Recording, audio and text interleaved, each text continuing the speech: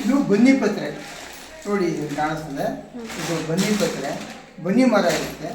ಇದನ್ನು ದಶಮಿ ದಿವಸ ಬನ್ನಿ ವೃಕ್ಷಕ್ಕೆ ಬೆಳಗಿನ ಜಾವ 5 ಗಂಟೆಗೆ ಪೂಜೆ ಮಾಡಿ ಅದನ್ನು ಪ್ರದಕ್ಷಿಣೆ ಮಾಡಿ 9 ಆವರ್ತಿ ಇದು ತಗೊಂಡೋಗಿ ನಿಮ್ಮ ಮನೇಲಿ ಬೀರಿನಲ್ಲಿ ಪೆಟ್ಟಿಗೆಯಲ್ಲಿ ಇಟ್ಟಿದೆ.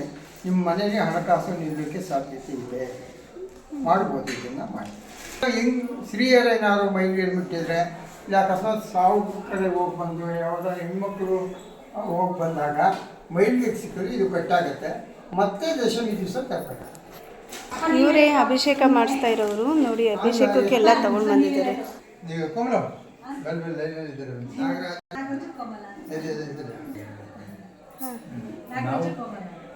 ನಾವು ಪ್ರತಿ ವರ್ಷನೂ ಅಭಿಷೇಕ ಮಾಡಿಸ್ತೀವಿ. ಏನೋ ನಮಗೆ ಮಾಸದಲ್ಲಿ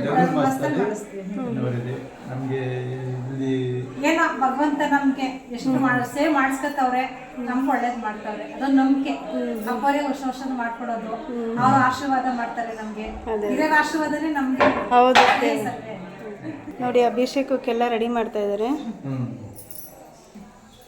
ಬೇಕು ಮಾಡ್ಕೊ.